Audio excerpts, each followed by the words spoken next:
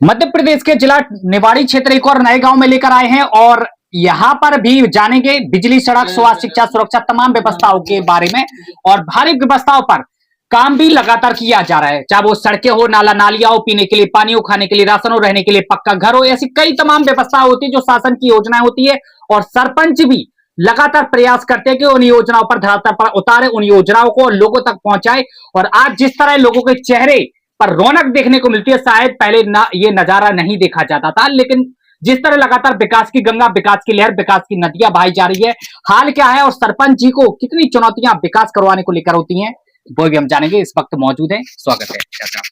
जी, नाम बताएं, क्या नाम है आपका? हमारा नाम गणेश प्रसाद प्रजापति जी सरपंच प्रतिनिधि जी। कौन आपकी पंचायत में? ग्राम पंचायत देवरी नायक जी। ग्राम नामापुरा। जी, अच्छा। इसमें 3 गांव आते हैं। हाँ, हाँ। चुरारी, हाँ। देवरी नायक और नामापुरा। कितनी वोटिंग है लगभग इस इनकी बार? जनसंख्या करीबन 2000 होगी और वोटिंग होगी 1200-1300।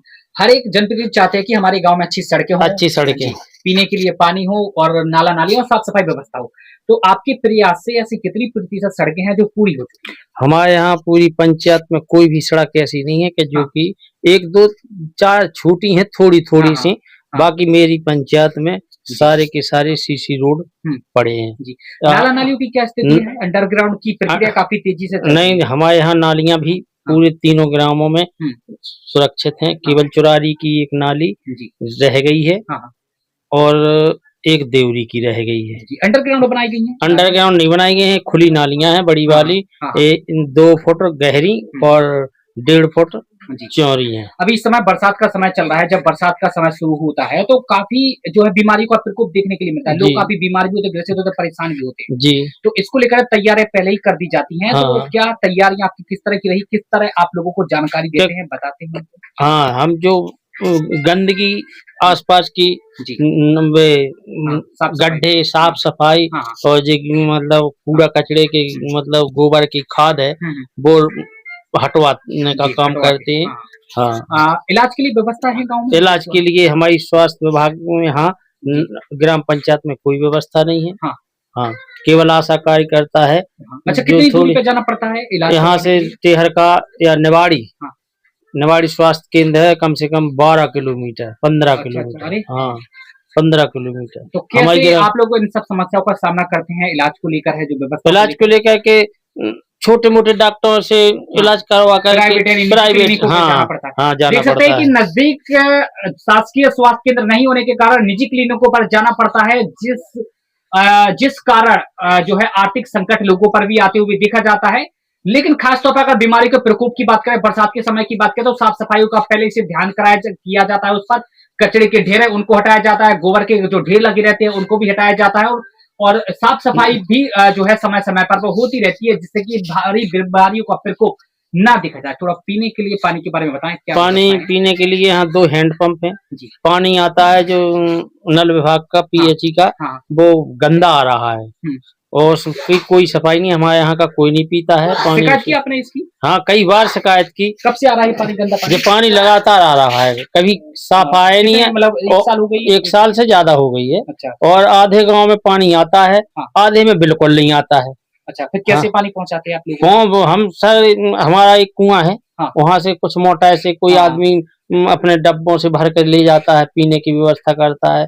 और थोड़े 1-2 बार हम टैंकर भी लगा देते हैं गर्मियों के सीजन में। तो पानी की सप्लाई बड़ी दिक्कत की बात है यहाँ तो पानी। तो बाकी देख सकते हैं कि पानी का जो संकट है वो भी यहाँ पे देखने के लिए मिलता है। और अभी तो बरसात का समय चल रहा है और खास तौर पे आप खुद अंदाजा लगाइए कि जब भीषण गर्मी का समय चलता होगा तो उस समय किस तरह भारी संकट और आफत सीधे साधे लोगों पर उस समय पड़ती होगी और बड़ी दूर दूर से पानी लोगों को लेकर अभी घर तक जाना होता है। और जो सरपंची प्रतिनिधि हैं वो लगातार कोशिशें करते हैं कि लोगों तक पानी पहुंचे और अच्छा साफ सुथरा पानी पहुंचे। टैंकरों के माध्यम से पानी पहुंचाने का काम करते हैं, अपने कुएं के माध्यम से पहुंचाने का भी काम करते हैं।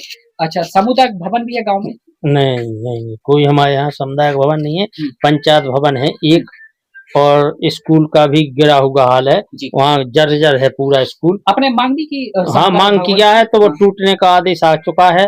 टूटने का? हाँ, उसको पहले से कोई बना था क्षतिग्रस्त में? क्षतिग्रस्त में था वो। हाँ। स्कूल पहले से बना है देवरी नायक में। तो क्या पर्याप्त नहीं है जगह? पर्याप्त जगह बहुत है, हाँ। लेकिन वो नहीं है मकान, नहीं भवन जैसे भवन नहीं है। हाँ, हाँ। आपकी विधायक जी से या मंत्री जी से या सांसद जी से इस संबंध में आपकी बात हुई हो? समुदाय भवन को लेकर उनके द्वारा कोई सौगात मिली होगी? नहीं नहीं, कुछ नहीं मिला है। आप गए हैं इनके पास? गए थे? गए प्रस्ताव दिया? हाँ। कितने बार दिया आपने? 2-3 बार प्रस्ताव दिया, लेकिन नहीं सुना जाता है। अच्छा, सांसद जी का क्या कहना है? सांसद जी तो मिलते नहीं है यहाँ। हाँ। जब टीकमगढ़ जाए या भोपाल जाए हाँ, जब वही हाँ। मिल पाते हैं। यहाँ तो एक वो आया था 2 लाख रुपए शमशान घाट के लिए, और वो भी उसमें मनरेगा जुड़ा था। मनरेगा की स्कीम भारत सरकार ने बंद कर दी, तो जी राम जी हो गई है। तो उसमें वो फंस गई फाइल, और 2 लाख रुपए दिए थे तो वह फाइल जिले में पड़ी है। हम लोगों ने उसका उपयोग नहीं किया। अच्छा, जैसे लोगों को समय शादी विवाह करना है तो काफी समस्याएं लोगों को होती होगी, तो आपको नहीं लगता कि समुदाय भवन बनना भी चाहिए, मतलब बहुत जरूरी है? सर, हमने मांग की थी, विधायक जी से भी कहा है, और अपने प्रशासनिक अधिकारियों से भी कहा है, लेकिन कोई सुनाई नहीं की जाती है। शिक्षा व्यवस्था के बारे में शिक्षा व्यवस्था के बारे में मेरी पंचायत में कोई व्यवस्था नहीं है। हाँ। विद्यालय है नहीं? विद्यालय है, 5 प्राइमरी स्कूल यहाँ है, और प्राइमरी देवरी नायक में है, प्राइमरी चौराही में है।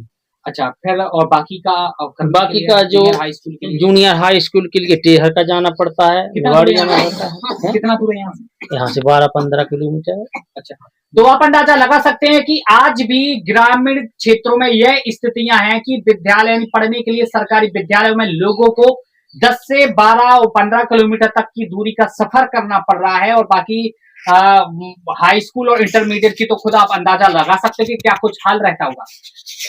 आप चाहते हैं कि गांव में हो हाई स्कूल? अरे हम तो हो, अब इतनी जनसंख्या नहीं है, इतनी कहाँ से हो जाए। अब लेकिन अब 3-3 गांव हैं, यहाँ तो जनसंख्या के अनुसार ही होता है। अब जनसंख्या यहाँ की थोड़ी 450-500 होगी। तालाब है गाँव में?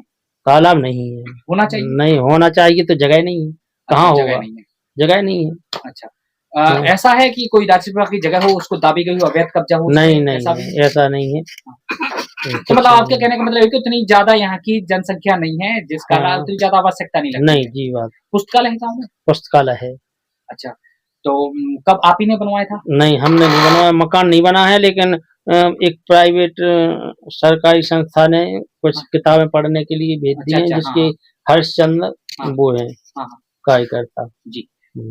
पार्क है कोई गांव में? पार्क नहीं है, कहीं पार्क नहीं। खेल मैदान है? नहीं है।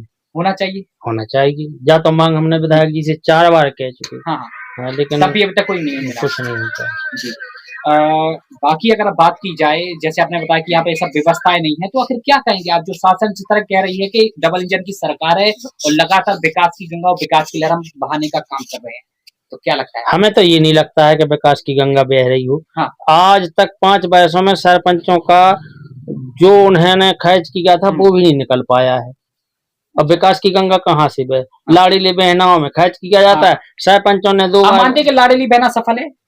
हम तो नहीं मानते हैं सफल है, लेकिन लाडली बहनाओं को तो बहनाओं को तो पैसा मिल रहा है। मतलब जनप्रतिनिधियों को नहीं, उस कारण जनप्रतिनिधियों पर कोई प्रभाव? कोई प्रभाव नहीं है उनपे। नहीं, जनप्रतिनिधियों को कोई प्रभाव? जैसे आप सरपंच है, तो लाडली बहना योजना से कुछ प्रभाव आप पर पड़ा है, आपके विकास कार्यों पर पड़ा? विकास पे तो ये पड़ा है कि हाँ, थोड़ा विकास हुआ है कि अपना उनका खर्च, बच्चों का खर्च चलता है। महिलाओं को थोड़ा, महिलाओं का तो सहूलियत मिली है। बिजली आती है? बिजली तो रातों दिन आती है। ठीक है, तो मतलब उसकी कोई ज्यादा समस्या नहीं है, कुछ नहीं है। बाकी देख सकते हैं कि कई तरह की चुनौतियां इस गांव में देखने को मिल रही है। विद्यालय यहाँ पर नहीं है, खेल मैदान भी यहाँ पर जो मांग की गई है, यहाँ की जो विधायक है उनसे मांग की गई है, लेकिन अभी तक कोई भी स्वीकृति। क्या नाम है विधायक जी का? विधायक जी का अनिल जैन। अनिल जैन है, निवाड़ी। अनिल जैन है, निवाड़ी से विधायक हैं, जो कि हमने आपको पहले भी उस समय मुलाकात अनिल जैन जी से हमने आपको एक बार कराई थी और उनसे चर्चा भी हुई थी। तो उन्होंने ये कहा था कि विकास कराना ही हमारी प्राथमिकता है और भारी बहुमत जनता भी मैं बढ़ चढ़कर देने वाली, और आप काफी अच्छी उन्होंने जीत हासिल भी की थी, और 3 बार, और फिर से उन्होंने तीसरी बार जीत हासिल की है, और भारी बढ़ चढ़कर उनको समर्थन भी मिलता है। लेकिन विकास का अभाव आज भी ग्राम पंचायतों में देखने के लिए मिल रहा है। यही ग्राम पंचायत में कई ऐसी ग्राम पंचायत है जो काफी कुछ विकास का अभाव है, जहाँ पीने का संकट है, पानी पीने के लिए पानी उचित नहीं पहुंच रहा है। पाइपलाइन बिछाई गई है, लेकिन उनमें शुद्ध साफ पानी नहीं पहुंच रहा है, गंदा पानी पहुंच रहा है। कूपों से पानी लोगों को लाना पड़ रहा है, यानी कूप ही ठीक है उनके लिए, तो चाहे भली दूर से समय समय पर थोड़ा हो सकता है प्रयास करते हैं कि टैंकर, जो सरपंच जी हैं वो उनके सहयोगी है वो पहुंचाने का काम करते हैं, जिस माध्यम से पानी भी उनका बिजली ठीक ठाक है मानते हैं।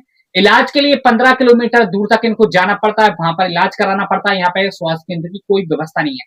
तो हम अंदर भी लेके चले गए गांव में और क्या कुछ नजारा दिखा जाता है, कितनी व्यवस्थाएं किस तरह दम तोड़ती है, किस तरह हाहाकार मचा हुआ है, लोग किस तरह परेशान होते हैं, किस तरह अपनी आपबीतियां सुनाते हैं और शासन की योजनाओं पर किस तरह ठेंगा दिखाया जाता है, वो भी दिखाने बताने का काम किया। जो संबंधित विभाग है वो आखिर क्यों इस ओर ध्यान नहीं दे रहे हैं और जिस की बड़ी लापरवाही के कर खामियाजा सीधे साधे लोगों को भुगतना पड़ रहा है, वो भी आपको बताएंगे।